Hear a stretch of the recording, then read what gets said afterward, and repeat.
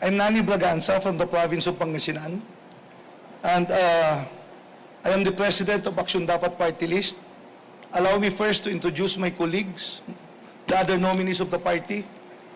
To my left is the youngest nominee, Rap Escalona. In the middle is our teacher and woman nominee, si Princess Daligdig. And of course, to my right, yung pinakabata po sa amin, he is a nurse, registered nurse, si Mr. Edgar Lagman.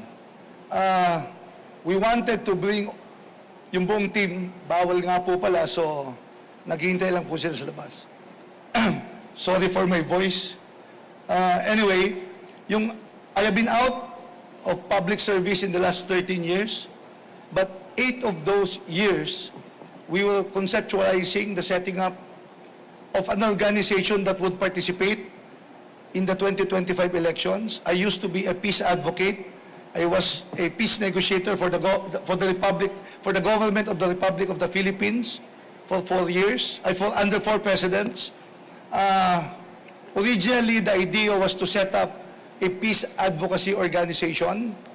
However, nung nabuo po namin yung board of directors ng Action Dapat, our diverse and inclusive platform dictated our political plans. So instead of running locally, we decided to band and form this organization to run po under the party list system. So yun po, that's the history of our party, and I'm now ready to take questions. Salamat po. Salamat din po. First question, Sherian Torres from ABS-CBN. Hi, sir. Please be gentle, ate.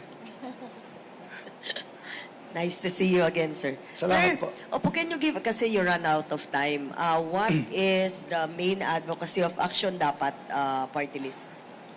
Well, our platform is anchored on the Philippine Constitution. There are state policies that we would want to highlight in our organization. Part of it is creating opportunities for our people at saka yung anti-discrimination po. The Constitution is very explicit in its statement that we should address inequity in Philippine society. So yun po yun, yung aming pong pinaglalaban. So what does inequity mean for the ordinary Filipino people? It simply means access to education. There are 2 types of students in the Philippines: those who can afford private education and those who rely on public education. There are 25 million students today from grade 1 to college, and sad to say, only 6 million will graduate or will have a diploma. May kasabihan po tayo, kung ano yung diploma mo, yun ang kita mo, yun ang kabuhayan mo, yun ang kinabukasan mo. But with less than 30% nag-graduate po sa college, paano na lang po yung sinasabi ho natin na human capital ng Pilipinas? There are 2 kinds of patients in the Philippines: those who can afford private hospitals and those who rely on public hospitals. It is our plan to increase the capacities of public hospitals in this country, as well as look into yung PhilHealth po natin. Increase po natin reduce natin yung out-of-pocket expenses from out of PhilHealth. And how are you going to do that, sir? Via bills, how are you going to do that? Well, Congress is all about policy formulation, design programs and projects. So in terms of our tertiary colleges and universities, let me just say it this way, Cher, no? I was mayor of Alaminos for 9 years. Nagtayo po kami ng state university sa lungsod ng Alaminos. The government bought the land, we financed the building, but in partnership with the people, with the Pangasinan State University. That university is now the 3rd or 4th largest in the province of Pangasinan. That's on education. Again, on the matter of health, we can increase the capacity of tertiary hospitals in the country. As yun naman po yung covered by national funding. We have to, how do I say this? You have to make sure that the money for health is not diverted somewhere else, ano ho, and help those who purely rely on tertiary hospitals. I am not a doctor, but when I was mayor, when I was a member of Congress, yung pasyente ho na kababayan ko, sa akin una na pupunta bago magpa-hospital eh. So, it is also our desire to institutionalize ano po, yung mga tulong sa ating mga kababayan and as much as possible should not be dependent on our political, national and local political leaders. Yung pong tinatawag na ayuda, idiretso na po natin sa mga ospital natin. Para naman, wala tayong pinipili.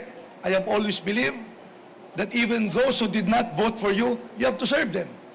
So in other words, in public service, pagkatapos sa eleksyon, serbisyo ka na. There is also the matter of kabuhayan, trabaho, kabuhayan, negosyo. We feel that the economy is not growing that fast. We keep on taxing the same people every year. It impacts on prices, services to our people. So we are a pro-investment, both foreign and local businessmen, as long as they comply with sustainability rules and policies of our government that would further create jobs, new income for local government, and additional income for the national government. So, yun po yung posisyon namin when it comes to business. But at the end of the day, I have been a national official. I've been into the cabinet. I've been a congressperson for 2 terms. I've been mayor. When we talk of poverty, ang frontline po nito are the LGUs. Frontline agencies, institutions. So we would want to look into the inequity in budgeting, allocation of shares between cities and local governments. It is sad to note that 70% of the so-called poor in the Philippines live in the 1,400 plus municipalities, and only 30% are considered poor in the 149 cities. I have been the secretary of the League of Cities of the Philippines. Without touching the budget of the cities, I repeat, without touching the budget of the cities, national government should invest more doon po sa mga munisipyo natin. So, to address the issue of poverty, inequity, address the problem of education, health, job creation, para makahabol naman po yung mga munisipyo doon po sa pag-asenso at pag-unlad po ng ating bayan. Any more question? Follow-up, Sharian? Follow-up po. Ian Cruz, GMA 7. Hi, Sir Ngani. Boss, kumusta? Ano po unang-una yung ifa-file na bill pag nandun na po kayo sa Congress? Dati na rin po kayo nandun, pero anong kaibahan ng mga ifa-file nyo ngayon? You know, Ian, the country, Congress, the single most expensive bill in this country is the national budget. Di ba? And that is discussed every year by Congress. Kung hindi po ako nagkakamali, this year's budget is 6.3 trillion. So, we will look into the budget for education. We will look into the budget of health.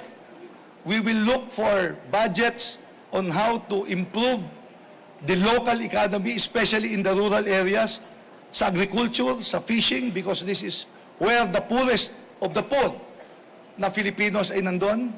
We will look into the budget in the protection of the environment.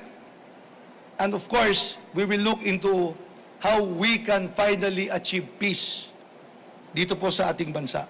I have been a peace negotiator in the last several years.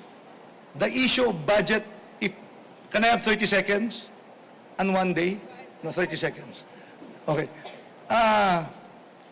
The issue of peace ho kasi, it's not a single issue. The government must work together, root out the causes of armed conflict, and end all insurgencies in this country. There can be no peace without development, and development without peace. Maraming salamat po at magandang umaga po sa inyong lahat.